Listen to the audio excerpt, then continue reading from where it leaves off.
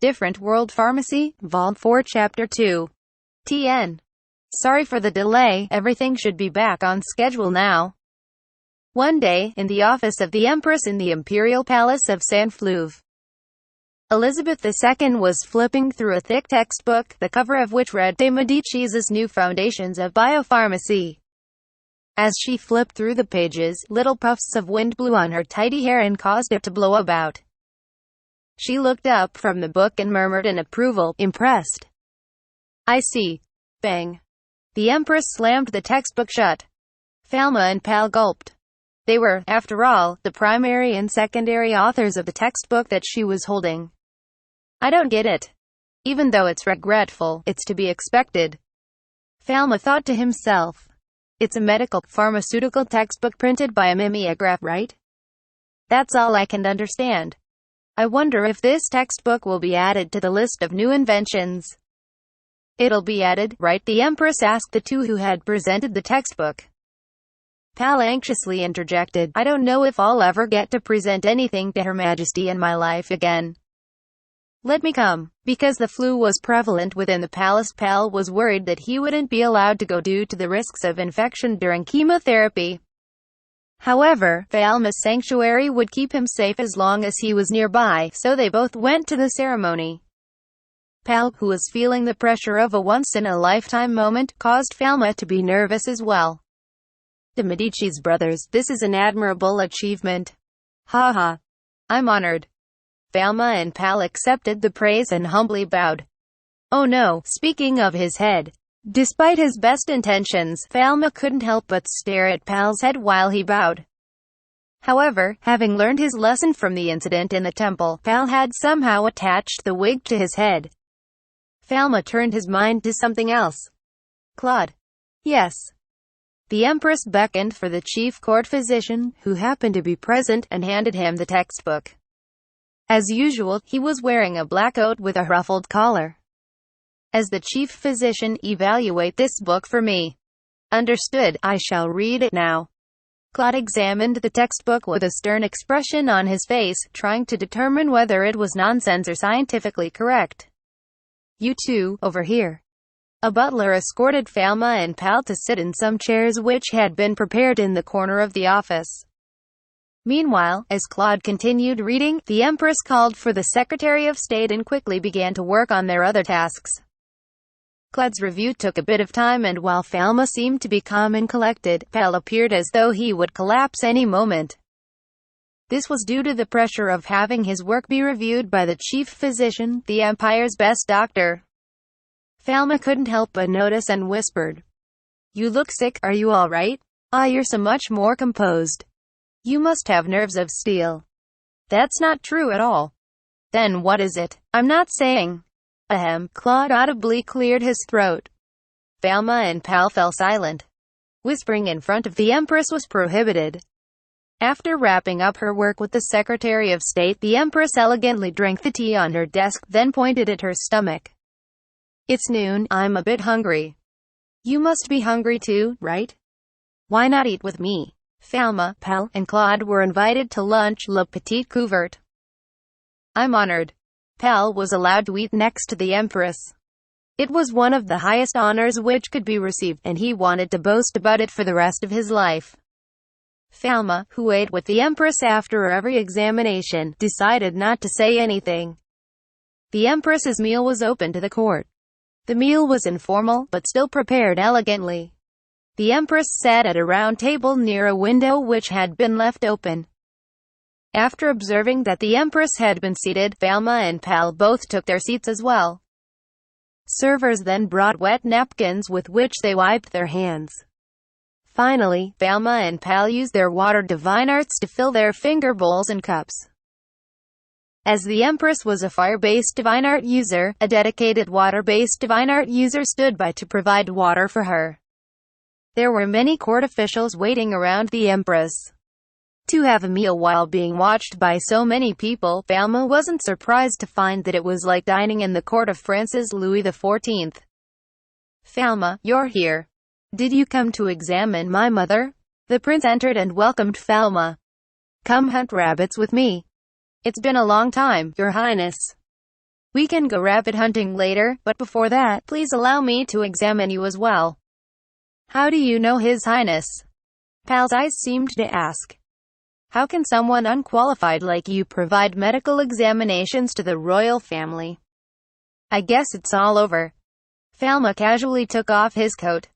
Underneath, pinned on his vest, was a crown-shaped badge, the badge of the Imperial Court Pharmacist. It belonged to the 4th Imperial Court Pharmacist in the entire kingdom.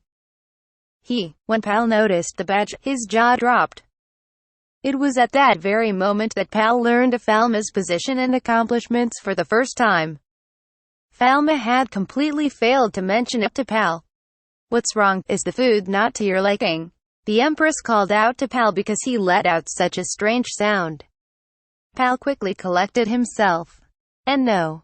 The food is very good. Thank you, that's good to hear. Pal, who suddenly understood Falma's position in the court as well as his relationship with the royal family, was left speechless.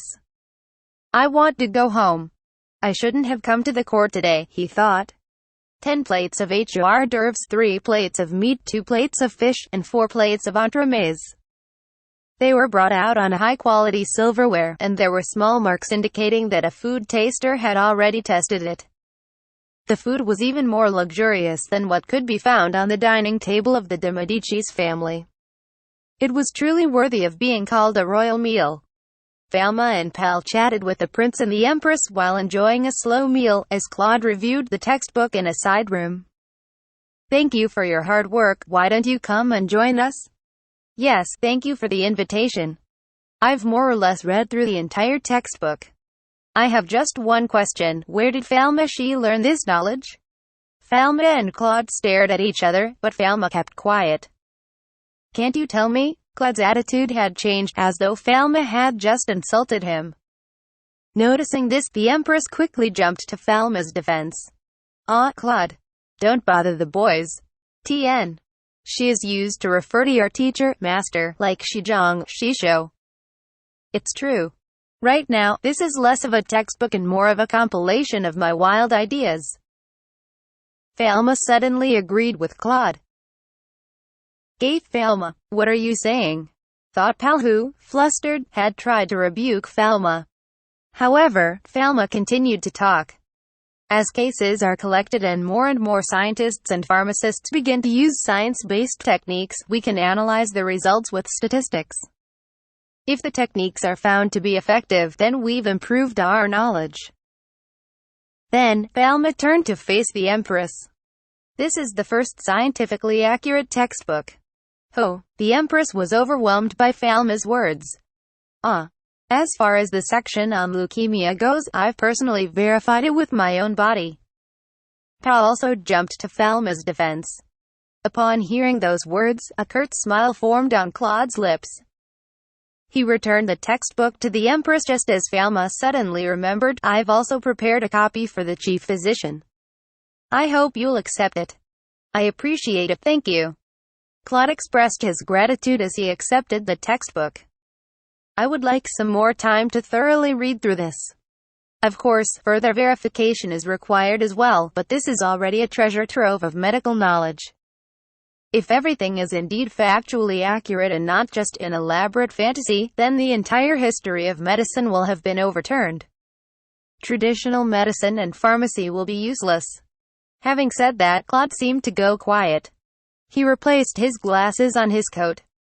Verifying this will take at least 100 years, no, 200 years.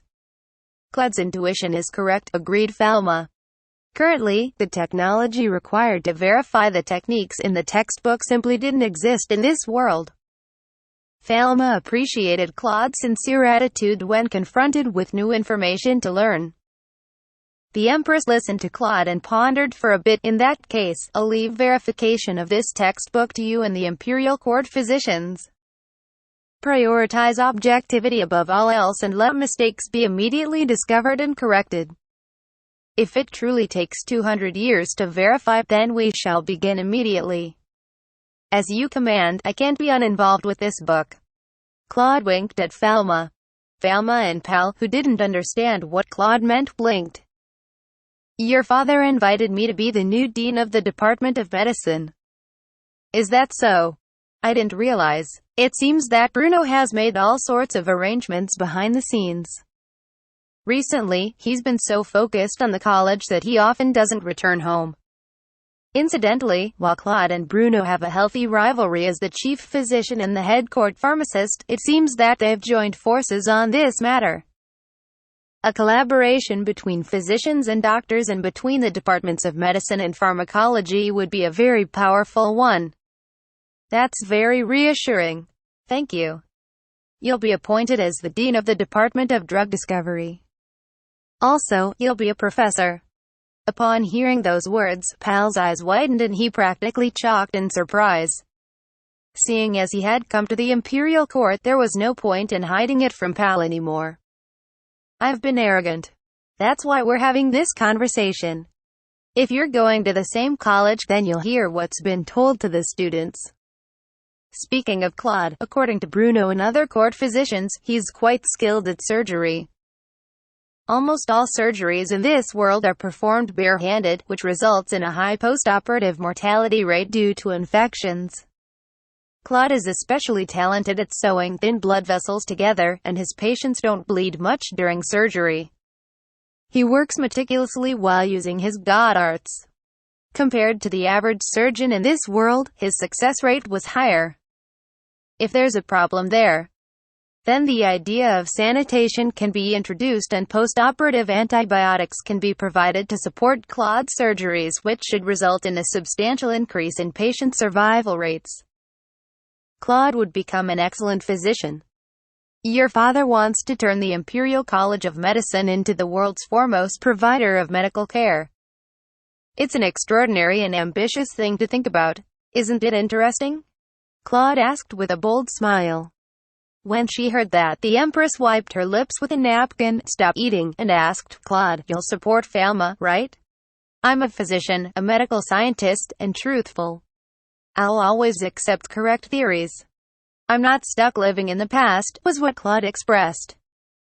If a new science can cure both the White Death and the Black Plague, then I should accept it for the sake of my patients. I see. The Empress, whose life was saved by Falma, nodded her head in agreement. If it wasn't for Falma, she would have long departed from this world. Your Majesty, I would like to ask for permission for one thing. After everyone had finished eating, Claude suggested to the Empress, will you permit the dissection of criminals executed by the Empire? Until now, medical students who wished to learn about anatomy would either watch their teacher perform a dissection or dissect an animal by themselves. However, Claude thought that this results in an incomplete understanding of anatomy. All the medical students think that a human body should be dissected. Furthermore, after reading through Falmashu's textbook, I realized that the previous textbooks on anatomy are incorrect. As such, students and teachers will need to write a new, more detailed textbook. Chief Physician Sama, Falma was deeply moved by the unexpected support he had received. He was worried that because of Bruno's involvement with the restructuring of the Imperial College of Magic, Claude might be antagonistic and claimed that there were vested interests at play. Permission granted. Claude also requested that criminals be executed by hanging instead of by firing squad. This was so that the bodies would be in good condition for use in training. Thank you very much, Chief Physician Sama. Falma bowed deeply. Late February of the year 1147. During a harsh winter, the great church was located far away from the Empire of Saint-Fleuve. The singing voices of priests rang out from the Holy Kingdom's chapel, and priests, apprentice priests, and shrine maidens hurried through the central square. Snow fell in thick layers on the roofs of the shrines, and frost-covered statues of various gods lined the hallways. Paladins were evenly spaced, keeping a watchful guard. The shrine's most important area was not located above ground, but rather was underground instead. The elegant architecture above ground was mainly for the benefit of tourists and religious followers. Underground was a labyrinth of powerful anti-evil barriers which could withstand attacks from evil spirits around the world. Right now, however, an annual meeting was being held in a conference room above ground. At this meeting was the high priest, the leader of the Holy Kingdom. Also in attendance were 10 cardinals, as well as the head priests from parishes around the world. There were more than 100 priests from around the world. The conference room was shaped like a large bowl, and in the center was seats for the high priest and cardinals as well as an altar. After greeting and praying for the high priest Pius, the cardinals reported on the state of each nation's parish, followers, and activity of evil spirits. There is something that I need to tell you about. At the outset of the meeting, one of the cardinals who was serving as the chairman made a shocking announcement. There is a chance that at this very moment, a guardian deity has descended to our world. What? Is that really true? As expected, all the priests began to clamor. Which guardian deity is it? I don't know. While the other priests were talking, the Empire of Saint-Flouv's head priest Solomon was sitting quietly in his seat. Which guardian deity had descended to this world? Solomon was the only one that knew. Solomon didn't move a single muscle and allowed himself to be serene. However, as though to see through his facade, a cardinal pointed on the world map with a cane. With all due respect, I believe that the guardian deity has descended to the Empire of Saint-Fleuve. Over the past 2 years, there has been no activity from evil spirits and no sightings were reported. Evil spirits may be distributed unevenly throughout the world, but it's unusual for them to disappear entirely from a region. As such, by monitoring the sightings of evil spirits around the world, a strange pattern was noticed. As though to avoid the imperial capital, the evil spirits were moving to its borders and even neighboring countries. Additionally, there were reports that the imperial capital has managed to fend off the Black Death. It couldn't be anything other than divine protection, explained the cardinal. Head priest Solomon, please step forward. Yes. Solomon left his seat and thought about how he could answer as he stepped forward to the center of the room. With the eyes of everyone in the room on him, Solomon made up his mind and knelt before the high priest. There were almost no sightings of evil spirits within the Empire of Saint-Fleuve. The guardian deity is protecting it. You know what's going on, Solomon. The head priest Pius's words were spoken quietly, but with a great authority. Pius was the king of all the countries around the world and could make even an emperor yield. He held the position of the highest religious leader. Even Solomon, formerly a member of the fearless Holy Inquisition, was overpowered by his gaze. Behind every word was the impression of divine power. No, I don't know too much about it. Do you swear to the guardian deities? Will you take an oath? Solomon was forced to take an oath with his hand on the Holy Scriptures. His faith was tested in front of the priests from around the world. It was the highest humiliation, and Solomon froze. Those who lie in an oath face divine retribution. What's wrong? Can't you do it? Take the oath. The high priest solemnly ordered. Solomon decided that it would be the most obedient towards his faith if he remained silent. The light in Pius's eyes grew sharper. So, you do know where in the imperial city has the guardian deity descended? It would be an inconvenience if he returned to the heavens, so we need to quickly invite him here. The cardinal wanted to restrain the guardian deity. That's true, Solomon agreed silently. He responded in a confident voice. Even if the guardian deity was in the imperial city, I believe that non-interference is the best option. What could the great church do besides interfere with the guardian deity's sama? What are you saying? It's the duty of a priest to ensure that the guardian deity spends their time in the cleanliness of the Holy Kingdom, not in the dirtiness of the outside world. We must invite him here at once. The cardinal was indignant. However, that was only the official position. Ever since the ancient times, whenever a god descended to the world, they would be restrained. Their divine power would be exploited and used in secret ceremonies. They were hidden away under false pretenses so the great church could strengthen its power over the rest of the world. As a result, the guardian deity's patience with mankind was depleted, and they retreated to the heavens. No matter how many times it happened, the great church never learned. Solomon quietly sighed. I like where the guardian deity is staying, it's one of my favorite places. He's there for a reason, and humans shouldn't dictate where a god should be. Currently, there is only one guardian deity in the world. It is the medicine god, who resides in the body of Falma de Medicis. Unlike the previous guardian deities, Falma hasn't traveled the world nor forced his faith upon others. He's stayed for over 2 years, opened a pharmacy, and interacted with commoners. It was an unusually long time for a guardian deity to stay. Recently, I've established a positive relationship that Falma relies on, thought Solomon. While Falma's blessings would benefit all of humanity, the same couldn't be said for the great church. All they can do is let Falma do as he wishes, record his legacy, ensure he's comfortable, and protect where he lives. Also, he can stay for a little while longer. However, the high priest surely wouldn't understand that line of reasoning. They only saw Falma as a source of divine power and didn't care about his divinity or feelings. So, you won't confess? Pius's words were filled with anger. It's treason, then. The cardinals surrounded Solomon. It's treasonous to conceal information from the great church. And by refusing to take an oath upon the Holy Scriptures or talk about Falma, it was clear that he would be tortured by the Holy Inquisition. He may even have his divine circuits forcibly closed. There's been a breakthrough in the investigation.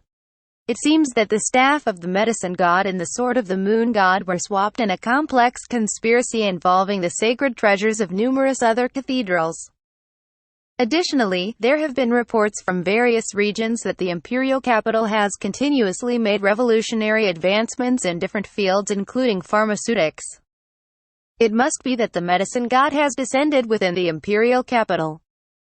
Your Highness, Solomon turned to meet Pius's gaze and found himself unable to reply. It seems that's accurate. Pius concluded.